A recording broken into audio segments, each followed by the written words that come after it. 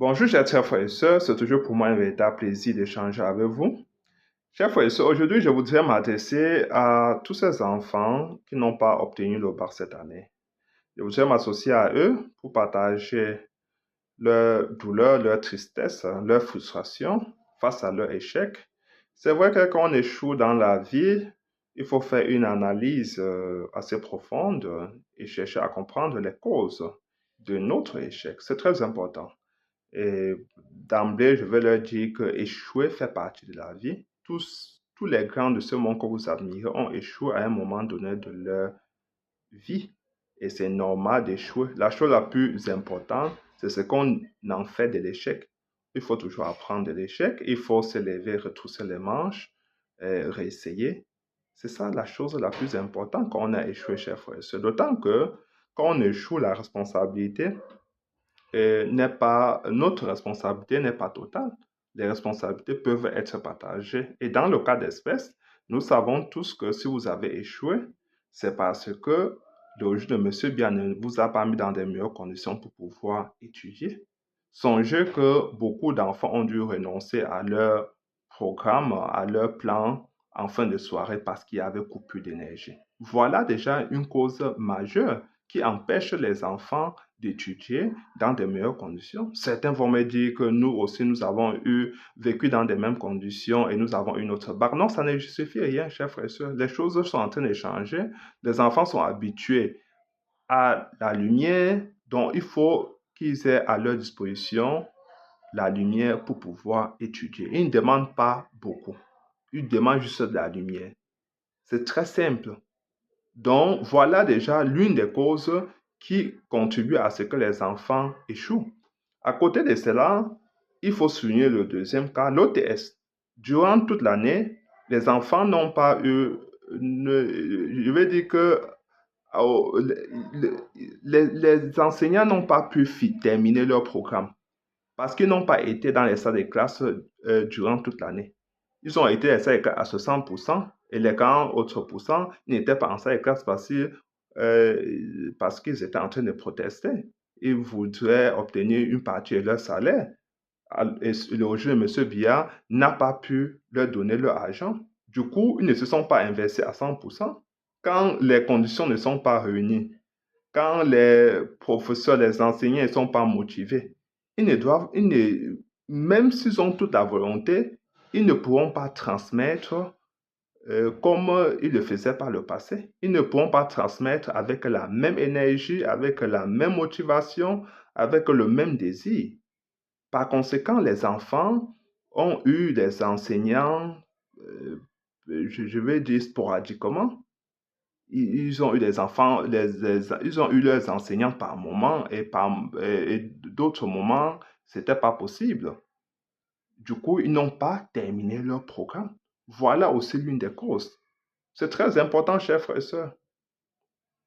La troisième cause, c'est que avant les examens, il y a eu ce qu'on appelle l'eau. Ça veut dire que les épreuves vont inonder l'espace public. Du coup, je veux dire que quand on dit souvent que les épreuves arrivent dans l'espace public, que ça vient toujours des classiques du régime, mais parce que par le passé, ça se faisait entre leurs enfants. Mais avec les réseaux sociaux aujourd'hui, ça va très vite. Du coup, aujourd'hui, le régime semble avoir sanctionné tout le monde, même ceux qui n'ont pas eu accès à l'eau, à ces épreuves-là, ont été sanctionnés. C'est la raison pour laquelle vous voyez que peu d'élèves ont passé l'examen parce qu'on a sanctionné, certainement ils ont sanctionné tout le monde du fait que les épreuves se sont retrouvées dans l'espace public, ce qui était censé être confidentiel. Mais ce n'est pas la faute des enfants, c'est la faute des corrompus du régime de M. Biya. Voilà encore une autre conséquence de la corruption. Alors, à côté de cela, il y a la troisième cause qui est cette fois-ci liée aux enfants eux-mêmes. Les enfants aujourd'hui pensent que tout est facile, qu'on peut obtenir quelque chose sans sacrifice, et que les églises réveillées peuvent nous aider ou les marabouts. Ce n'est pas ça, chers frères et sœurs. Si vous pensez ainsi, alors je vous dis que c'est une erreur madornale. Vous devez retrousser les manches et faire mieux. C'est la raison pour laquelle je dis que vous ne devez pas commettre les mêmes erreurs que certains d'entre vous ont commises par le passé. Non, vous ne devez pas aller vous donner la mort comme on entend parfois. Ça serait une double tragédie dans votre propre famille parce que vos parents, vos proches ne veulent pas vous perdre. L'échec fait partie de la vie. Ce n'est pas la fin du monde quand on échoue. Non. Quand on échoue, on s'assoit, on analyse, on cherche à comprendre pourquoi on a échoué et on corrige le tir. On essaye de modifier, d'ajuster pour pouvoir réussir la prochaine fois. Alors, où est-ce que vous avez fauté, comme on dit souvent au Cameroun?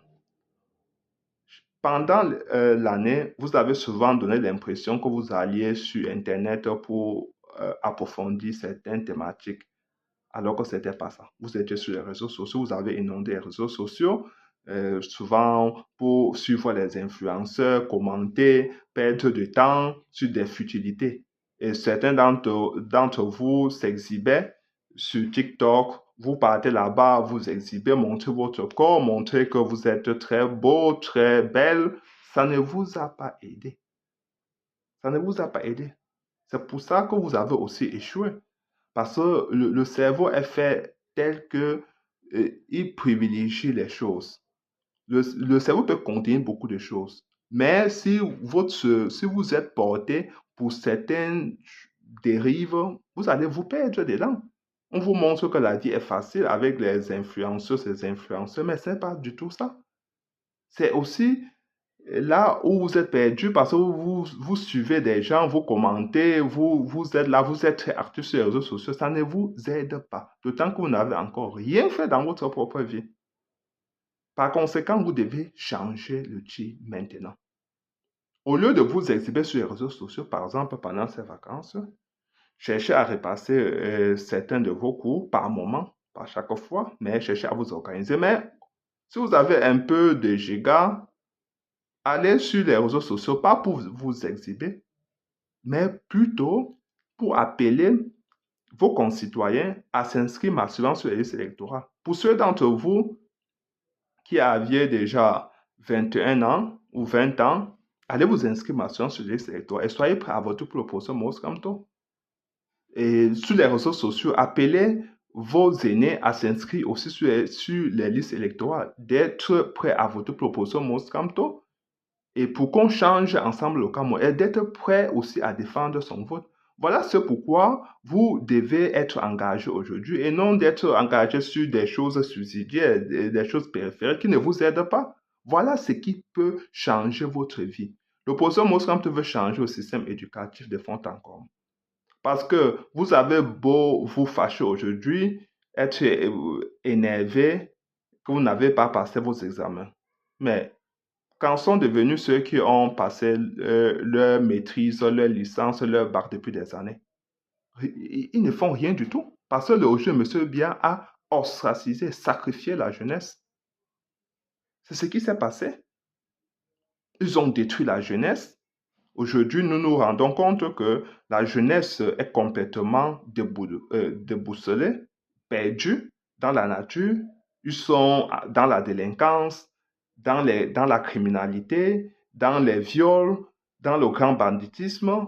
Ils sont dans tout ce qui est mauvais, chers frères et sœurs. Parce que les jeunes n'ont pas de boulot. Ils font de la moto. Vous voyez un jeune de 20 ans, il ressemble à un monsieur de 40 ans, de 50 ans. Et qui peut faire la moto pendant 15 ans, 20 ans? Non, vous ne pouvez pas. Si vous faites, à force d'aspirer la poussière, vous allez mourir tôt. L'espérance de vie va chuter de manière exponentielle au Cameroun, même après la chute du régime de M. Biya l'année prochaine. Les choses sont telles que, chers frères, il faut changer tout de fond en comble. Le professeur Mosramto vous promet de mettre en place un système éducatif qui soit en phase avec sa vision politique. C'est-à-dire que on mettra en place des filières seulement en fonction des débouchés à disposition. On veut se lancer dans les filières scientifiques. Ça, c'est le projet de professeur Moskamto. Toutes les filières scientifiques. Tous ceux qui n'ont pas eu les examens déjà vont avoir un métier. On va leur faire une formation entre 1 an et 2 ans. Ils vont obtenir un métier et après, ils vont changer de filière, de couloir et trouver le boulot. Non, je vais dire, ils vont d'abord avoir un métier et ils vont travailler. S'ils veulent se lancer pour eux-mêmes, ils vont obtenir le financement auprès des banques parce que l'État va agir comme garant.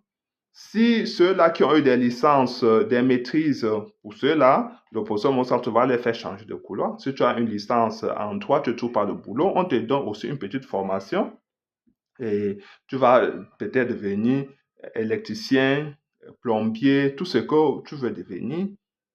Tu peux être dessinateur et sur cette base, tu changes de couloir et comme tu as déjà des connaissances, tu es déjà très éveillé, tu vas vite acquérir des connaissances d'un autre métier et tu vas trouver le boulot.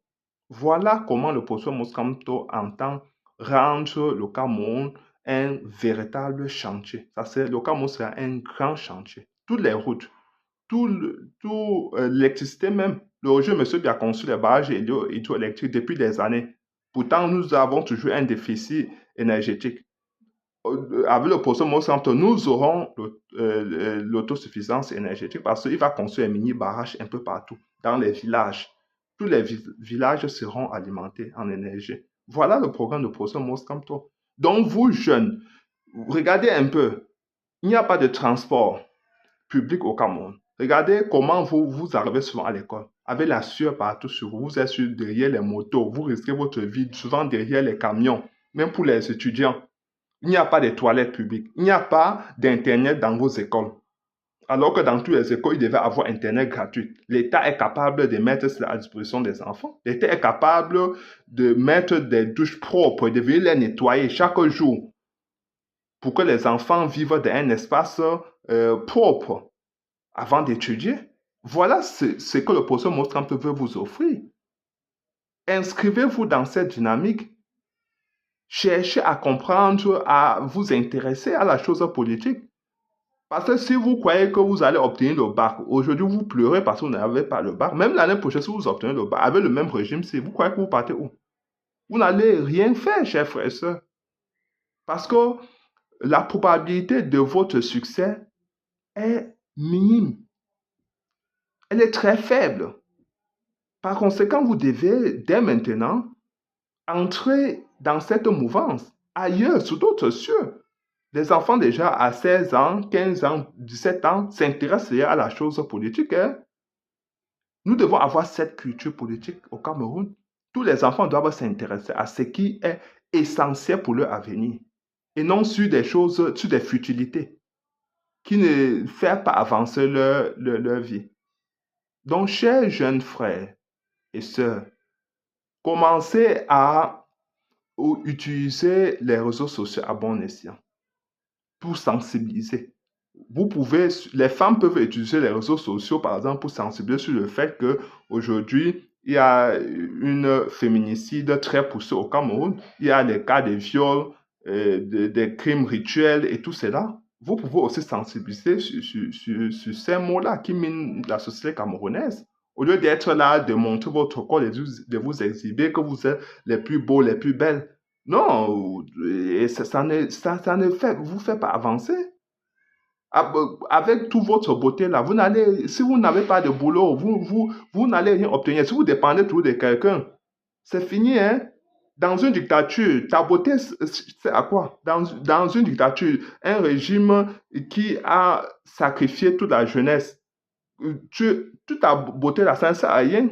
Quand vous regardez les jeunes femmes là qui sont sous le soleil à longueur de journée en train de vendre, après un temps, la peau change, la peau vieillit. Tous les enfants qui sont sur les motos, regardez, ils deviennent vieux. Alors qu'ils étaient très frais quand ils finissaient leur bac. Mais parce qu'il n'y a pas eu il n'y a aucune perspective au Cameroun avec le régime de M. Biya. Tout est mort. Il n'y a pas d'espoir. L'opposition Monskamto est celui qui apporte l'espoir à la jeunesse. Mobilisez-vous pour que l'opposition Monskamto arrive au pouvoir, pour changer votre quotidien, pour vous ouvrir des perspectives d'avenir. Parce qu'avec le professeur Moussa, tout le monde aura sa place au Cameroun. Travaillez, mobilisons-nous, mettons-nous dans cette dynamique, faisons chorus autour de la candidature pour ce Mos Kamto. Et vous allez voir comment les choses vont changer. Tout le monde réussit dans un environnement propice, privé de corruption, dans un environnement où tu as presque tout à ta portée. Si tu manges 3 repas par jour, tu as l'électricité, tu fréquentes dans une école qui est propre, avec des douches à ta disposition, avec Internet à ta disposition, tu vas que réussir. Tu vas que réussir. Parce que tu n'auras pas... Les jeunes qui sont aujourd'hui dans la drogue et le régime laisse tout cela. Je vais dire que au vu au su du régime, le régime est aussi complice de ça. Le régime laisse les jeunes être absorbés par la drogue sans rien faire. Même comment se fait-il que la drogue arrive auprès des établissements? Comment? Comment se fait-il qu'on accepte que les enfants se retrouvent en soirée dans les bars en face des écoles? Donc, ils sèchent les cours, ils se retrouvent dans les bars en face des écoles. Comment? Parce que ce régime est laxiste, ce régime est irresponsable. Ce régime n'a jamais pensé à l'éducation des enfants. Ce régime pense qu'il faut laisser les enfants, il faut laisser les Camerounais être des alcooliques pour mieux les contrôler. Parce que c'est ce qui se passe. Si la jeunesse est dans la drogue, dans l'alcool, dans le sexe, pour finir, ils vont oublier, je vais dire que cette jeunesse va oublier ce qui est essentiel, ce qui est important pour elle. C'est ce qui se passe. Le jeu, monsieur Biya, a laissé les enfants être dans la cigarette, dans la drogue, dans tout ce qui est mauvais. C'est ainsi que les enfants sont perdus. C'est ainsi que les enfants pensent que que la vie est devenue facile. Et après avoir obtenu même leur examen, on abuse facilement de cette jeunesse-là parce que le jeu, monsieur Bien n'a pas mis les conditions idoines en place pour que ces gens puissent trouver le travail. Ils vont être,